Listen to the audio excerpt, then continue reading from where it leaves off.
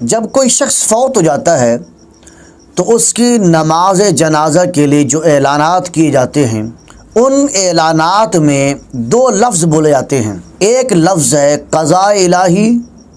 اور ایک لفظ ہوتا ہے رضا الہی، اور اچھے خاصے تعلیم یافتہ لوگ بھی ان لفظوں کو استعمال کرتے ہیں کہ فلاں شخص رضا الہی سے فوت ہو گیا ہے،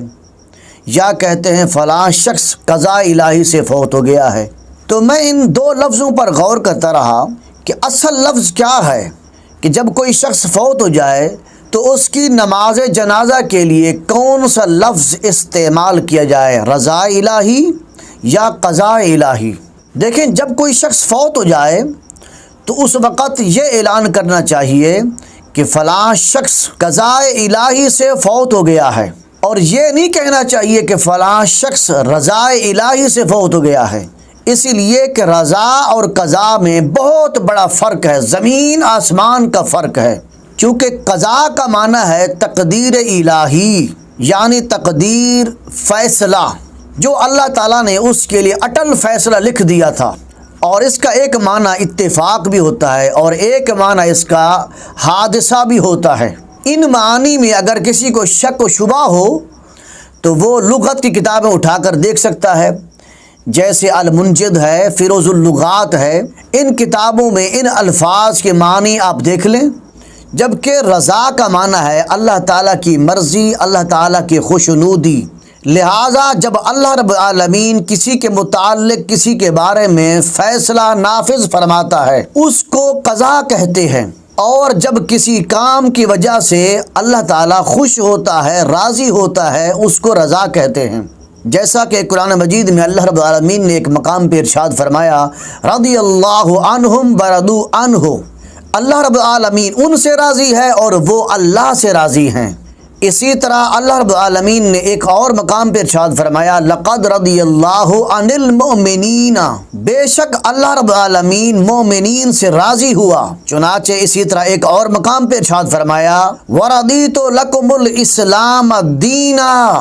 اور تمہارے لیے اسلام کو دین پسند فرما لیا۔ اور اسی طرح ایک اور مقام پہ ارشاد فرمایا اللہ رب العالمین نے، وَلَوْ أَنَّهُمْ رَضُوا مَا آتَاهُمُ اللَّهُ وَرَسُولُهُ، اور کیا ہی اچھا ہوتا اگر وہ اس پر راضی ہوتے جو اللہ اور اس کے رسول نے ان کو دیا۔ میں نے ان آیات کو بطور نمونہ پیش کی ہیں تاکہ معلوم ہو جائے کہ رضا کا معنی کیا ہے، اور لفظ رضا کو اللہ رب العالمین نے کہاں کہاں استعمال فرمایا ہے، اور اسی طرح لفظ قضا۔ اب دیکھتے ہیں کہ لفظ قضا قرآن مجید میں کہاں کہاں استعمال ہوا اور لفظ قضا کا معنی کیا ہے۔ چنانچہ اللہ رب العالمین نے قرآن مجید میں ایک مقام پر ارشاد فرمایا، وَقَضَىٰ رَبُّكَ أَلَّا تَعْبُدُوا إِلَّا إِيَّاهُ وَبِالْوَالِدَيْنِ إِحْسَانًا،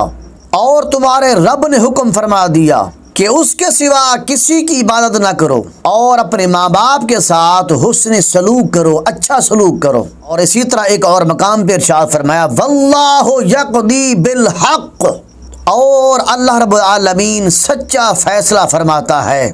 اور اسی طرح اللہ رب العالمین نے ایک اور مقام پہ ارشاد فرمایا، فَلَمَّا قَضَيْنَا عَلَيْهِ الْمَوْتَ، پھر جب ہم نے اس پر موت کا حکم بھیجا، اور لفظ قضا سے موت مراد ہے، لیکن کچھ لوگ ایسے بھی ہیں جو پڑھے لکھے تعلیم یافتہ سمجھدار لوگ بھی ہیں، وہ بھی کہہ دیتے ہیں کہ رضا الہی، حالانکہ موت کی بات ہو رہی ہے تو کہتے ہیں کہ رضا الہی ہو گئی ہے۔ ان تمام قرآنی آیات کی روشنی میں خلاصہ کلام یہ ہے کہ لفظ قضا اور لفظ رضا، اب معنی تو بالکل واضح ہو چکا ہے کہ رضا سے مراد کیا ہے اور قضا سے مراد کیا ہے۔ تو آج کل جو اعلانات ہوتے ہیں جنازے کے کہ حضرات فلاں شخص رضا الہی سے فوت ہو گیا ہے، بلکہ اس طرح کہنا چاہیے کہ حضرات فلاں شخص قضا الہی سے فوت ہو چکا ہے۔ تو قضا کا لفظ جو ہے یہ موت کے لیے ہے، رضا کا لفظ موت کے لیے نہیں ہے۔ اب معلوم ہو گیا کہ قضا الہی کیا ہے اور رضا الہی کیا ہے۔ تو جب کوئی شخص فوت ہو جائے تو اس کے جنازے کا اعلان اس طرح کرنا چاہیے، حضرات فلاں شخص قضاء الہی سے فوت ہو چکا ہے، رضا الہی نہیں کہنا چاہیے، موت کی نسبت جو ہے وہ قضاء الہی کی طرف کرنی چاہیے، رضا الہی کی طرف نہیں کرنی چاہیے۔